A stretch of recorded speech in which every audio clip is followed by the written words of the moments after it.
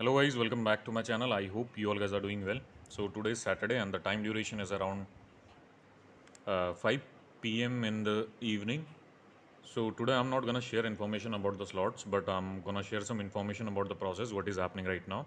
Because as you also know, always know, and I guess every single person is aware of this thing that on Saturday and Sunday they do not release the slots. They run the entire process on automation. सो अगर कोई slots वगैरह भी open होंगे तो वो आपको show हो जाएंगे, जैसे टूरिस्ट वीज़ा का होता है, नेशनल डिपेंडेंट वीज़ा होता है या बिजनेस वीज़ा होता है। इसके अलावा अगर आपको बताऊं तो शैनगन वीज़ा के अंदर का जो एक ऑप्शन स्लॉट आता है, तो अगर स्लॉट्स वगैरह इसके इन कैटेगरी के अंदर अभी कोई पेंडिंग होंगे तो वो आप बुक कर सकते हैं, ऑटोमेशन के अंदर रन होता है। उसके अलावा अगर कोई और स्लॉट्स वगैरह आते हैं तो आप उनको बुक नहीं कर पाते, क्योंकि जैसे ही मैनुअल ओपन होते हैं उसी टाइम पे फुल हो जाते हैं। और जैसे इनका पर्टिकुलर टाइमलाइन जैसा बोलते हैं, Wednesday Thursday Friday national employment के अंदर स्लॉट्स वगैरह रिलीज़ करते हैं। That's how they work. तो स्लॉट्स वगैरह ऐसे ही इस बेसिस पर रिलीज़ होते हैं। Apart from that I just want to share some information regarding the entire process, what is happening right now, और कैसे स्लॉट पूरा जो आपका अपॉइंटमेंट बुकिंग का प्रोसेस है वीएफएस का कैसे चल रहा है। तो इसके बारे में आपको कुछ इन्फॉर्मेशन वगैरह प्रोवाइड करनी थी, that's why I am making this video. और जैसे इस हफ्ते का अगर आपको डेटा बताऊँ तो मंडे ट्यूसडे वेंसडे इस टाइम पे नेशनल एम्प्लॉयमेंट के अंदर कोई स्लॉट्स वगैरह रिलीज़ नहीं हुए। तो ऐसा हुआ था इसमें, जैसे नेशनल स्टडीज़ का तो ऐसा होता है कोई भी टाइम पे स्लॉट्स वगैरह रिलीज़ करते हैं एज़ पर देयर नीड, और कह सकता हूँ कि अगर उनको जिस टाइम पर टाइम मिलता है, उनको लगता है कि अभी अवेलेबिलिटी है, तो उस टाइम पे वो लोग स्लॉट्स रिलीज़ करते हैं। कोई पर्टिकुलर टाइम ड्यूरेशन नहीं होता इसका इंटायर पूरे वीक में। अगर देखें तो आप लास्ट अगर वीक अगर देखें तो मंडे ट्यूसडे वेंसडे अलग अलग टाइम पे अलग अलग जगह के स्लॉट्स वगैरह रिलीज़ हुए थे। और जितना मैं नेशनल एम्प्लॉयमेंट के बारे में जितनी इन्फॉर्मेशन मेरे को मिली, as far as I know, I am gonna share each and everything with you guys. जैसे वेंसडे थर्सडे फ्राइडे को क्या हुआ था, इसमें से थर्सडे वेंसडे को स्लॉट्स रिलीज़ हुए थे 1:10-15 के आसपास में। नेशनल एम्प्लॉयमेंट न्यू दिल्ली के स्लॉट्स रिलीज़ हुए थे और बहुत क्विकली फुलफिल हो गए थे वो।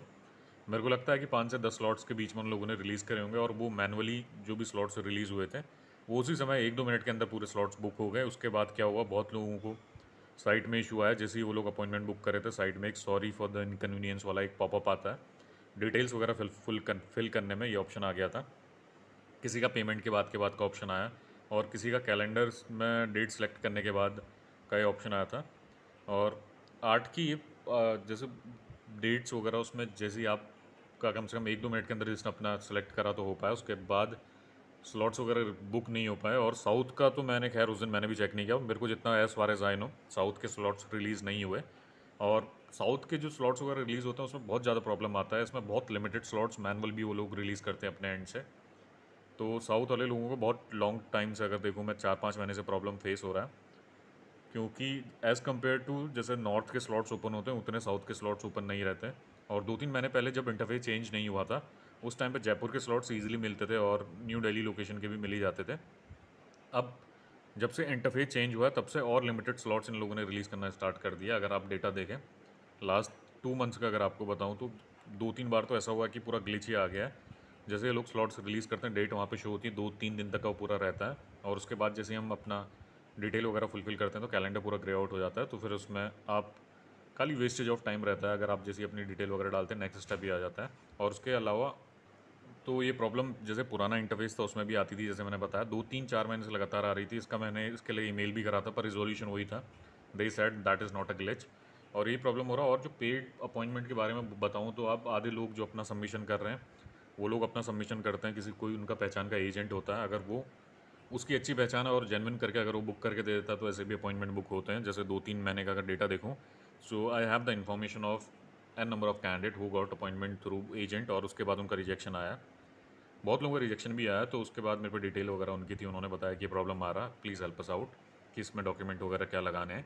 तो ऐसे मेरे पे ईमेल वगैरह आते रहते हैं। और इसके अलावा जो पेड अपॉइंटमेंट के बारे में अगर आपको जो बता रहा हूँ, I am not dealing with paid appointment, जैसे मैंने आपको पहले भी बोला है, क्योंकि ऐसा होता है कि इन पर्सन एजेंट वगैरह किसी को मैं जानता नहीं हूँ, और हर वीडियो में आपको ये इन्फॉर्मेशन बताता हूँ।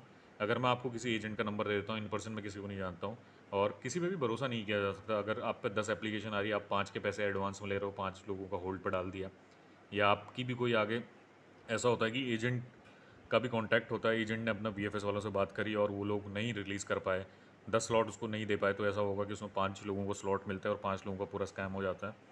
या तो फिर ऐसा करता है वो फेक अपॉइंटमेंट आपको प्रोवाइड करता है, आपका पैसा होल्ड पर रख देता है, ऐसा ही होता है। और ये सारे एजेंट के साथ प्रॉब्लम है। अगर आप किसी को इन पर्सन नहीं जानते तो अपॉइंटमेंट अपना बुक मत करें।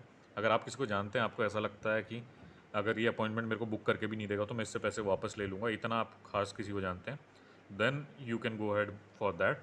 और अगर आपका किसी नॉलेज वगैरह में आपके कोई पर्सन है तो आप कर सकते हैं अपॉइंटमेंट बुक, और आप ही इसके लिए रिस्पॉन्सिबल रहते हैं, क्योंकि ऐसा होता है इवेंचुअली पैसा आपके पॉकेट से जाना है। तो जैसा आपको बताया, जैसे प्रोसेस, हर प्रोसेस वर्क करता है। अगर आपकी जैसी डिमांड की चीज़ की बढ़ती है तो फिर उसमें स्कैम वगैरह सब चीज़ होने लगते हैं। The same goes for Poland as well. VFS के अंदर डिमांड बहुत ज़्यादा है और इनकी जो रिक्वायरमेंट है वो इनकी कम है, और उस हिसाब से ऐसा होता है कि कैंडिडेट बहुत कम बेचते हैं। जैसा किसी ने अभी इन्फॉर्मेशन में बताया था, लास्ट टाइम 25 लोगों का स्लॉट गया था, उसमें 22 लोगों का रिजेक्शन आ गया और 3 लोगों को वीज़ा मिला है। इतना रिजेक्शन रेट है इसका पूरा। और नॉर्मली अगर बोलूँ तो इस प्रोसेस में ऐसा हो रहा है कि बहुत सारे लोगों ने अपनी वर्क परमिट वगैरह मंगा दी हैं, उन पर रेलेवेंट एक्सपीरियंस नहीं है, और एजेंट लोग कहते हैं कि अगर आप अप्लाई कर सकते हैं तो चांसेस होते हैं। मैं I am just giving you an example. अगर कोई भी इस कैटेगरी में काम करता है तो वो ऐसा नहीं बोलेगा, अगर कोई वर्क परमिट में डील कर रहा है तो आपको ये नहीं बोलेगा कि रिजेक्शन आ रहे हैं। वो बोलेगा कि चांसेस हैं, आप एक बार ट्राई कर सकते हैं, हम पूरी फाइल वगैरह आपकी अच्छी बना के देंगे और उसके बाद आपका वीज़ा लगने के चांसेस हैं। इसी ट्रैप में सब लोग फंसते हैं और अपना डॉक्यूमेंट वगैरह जिसको आइडिया नहीं होता तो वो प्रोसेस को अपना पूरा आगे बढ़ाता है, और लास्ट में ऐसा होता है कि रिजेक्शन वगैरह आता है, फिर टोटल वेस्ट ऑफ मनी रहता है। और ये बहुत 1 डेढ़ साल 2 साल से पूरा प्रोसेस पूरा सेम ही चल रहा है, क्योंकि सीट्स लिमिटेड होती हैं, एप्लीकेंट बहुत ज़्यादा हैं, क्योंकि जो पोलैंड का प्रोसेस है सस्ता प्रोसेस है एज़ कम्पेयर टू माल्टा और some other countries in Europe location के अंदर पोर्चुगल वगैरह सब देखें तो सबसे चीप ऑप्शन इसका ही होता है अवेलेबल। तो तभी ऐसा होता है कि सब लोग पोलैंड की तरफ अपने वर्क परमिट वगैरह अप्लाई करते हैं, और तभी ये रिजेक्शन के चांसेस भी बहुत ज़्यादा इसलिए आ रहे हैं क्योंकि एप्लीकेंट बहुत ज़्यादा हैं, डिमांड बहुत ज़्यादा हो गई है और जो रिक्वायरमेंट है वो बहुत कम है। तो इसके बेसिस में सब लोगों के रिजेक्शन आ रहे हैं। अगर 25 लोग एक महीने के अंदर, अगर आपको बताऊं 100 लोग भी अपना अप्लाई कर रहे हैं बीएफएस के थ्रू, तो 100 लोगों को तो भेज नहीं सकते हो। उनका जो कोटा रहता है 5 से 10-15 कैंडिडेट के ऊपर, वो अपना एक महीने के अंदर नहीं भेज सकते, तभी ये प्रॉब्लम आ रहा है। और यही इन्फॉर्मेशन जो नया कैंडिडेट पोलैंड के लिए अपना वीज़ा अप्लाई करता है उसके पास नहीं होती, तभी फिर लास्ट में एक इशू आता है, सब लोग ये प्रॉब्लम फेस करते हैं। तो इस चीज़ों से बच के रहें। अगर अभी कोई नई पोलैंड की फ़ाइल अभी लगा रहा है तो अभी फ़ाइल पूरा अपना ना लगाएं, क्योंकि ये पूरा टोटल वेस्ट ऑफ मनी है, total waste of money and time. PCC अपना अप्लाई करेंगे, इसमें आपका पूरा टाइम जाता है। पोलैंड के लिए सारा डॉक्यूमेंटेशन आप बनाते हैं, बहुत वेस्टेज ऑफ टाइम है। अभी आप अगर इसको अप्लाई भी करते हैं तो पूरा entirely depends on your luck. Filing doesn't matter इसमें। फाइल बहुत लोग अपनी पूरी स्ट्रॉन्ग बनाते हैं। जितने 100 कैंडिडेट अगर अप्लाई कर रहे हैं तो उनमें से कम 95 कैंडिडेट ऐसे हैं जिन लोगों ने अपनी फाइलिंग वगैरह जो करी है एजेंट के थ्रू करा रखी है, और जो एजेंट हैं they are working from a very long time, और सबकी फ़ाइल सेम बनाते हैं और फाइल पूरी स्ट्रॉन्ग भी बनाते हैं। तो फाइलिंग कहीं मैटर नहीं करती, आपका बहुत पैरामीटर्स होते हैं जिसके बेसिस पर आपका वीज़ा लगता है। और आधा मैं बोलूँ कि बहुत 50-60% चांसेस ऐसे होते हैं कि it entirely depends on your luck. आपका पूरे लक पर डिपेंड करता है अगर आपकी फ़ाइल वगैरह से, क्योंकि ऐसा होता है सारे लोगों की फ़ाइल सेम ही है और किसी की लग गई तो सही है, अदरवाइज़ ऐसा होता है रिजेक्शन वगैरह आ ही रहे हैं। 100 में से अगर आपका 7-8 कैंडिडेट वो लोग भेजते हैं उसमें आपका नंबर आ गया तो सही है, अदरवाइज़ मुश्किल है। जो प्रोसेस अभी चल रहा है उसके अकॉर्डिंग अगर आपको बताऊँ तो बहुत मुश्किल है अभी वीज़ा वगैरह मिलना। और इसके अलावा अपॉइंटमेंट के बारे में ऐसा बोलूँगा कि मैनुअली भी अगर आप देखते हैं पूरे वीक में, तो इसमें ऐसा होता है कि 5-10 अगर एक हफ्ते में एक बार भी अगर अपॉइंटमेंट रिलीज़ कर रहे हो तो 10 स्लॉट भी अगर ओपन होते हैं तो अभी मैं इसमें देखूँ 2,000 के आसपास, 3 कम से कम देखूँ तो इसमें 500 से 800 ऐसे कैंडिडेट होंगे जो अभी वर्क परमिट जिन लोगों का आ गया है और वो अपॉइंटमेंट के लिए अप्लाई कर रहे हैं। तो उसमें ऐसा होता है 5 से 10 लोगों को मिल पाएगा, और जो रेस्ट ऑफ द कैंडिडेट है उनको वेट ही करना पड़ेगा। And the people are waiting from a very long time. 7-8 महीने से वो लोग इसी चीज़ का इंतजार कर रहे हैं, अपॉइंटमेंट मिल नहीं रहा। एजेंट के थ्रू भी अगर आप जाते हैं तो एजेंट की अगर आप किसी को जानकारी है, आप जानते हैं, then only go through that particular agent. अगर आपको ऐसा लगे कि आपको पक्का, आपको अगर आप उसको इन पर्सन जानते हैं और आपको ऐसा विश्वास है कि आपको दिलाई देगा अपॉइंटमेंट, तब आप बुक करें। अदरवाइज़ पेड अपॉइंटमेंट के स्कैम में भी ना फंसें, बहुत वेस्टेज ऑफ मनी रहता है इसमें, क्योंकि बहुत लोगों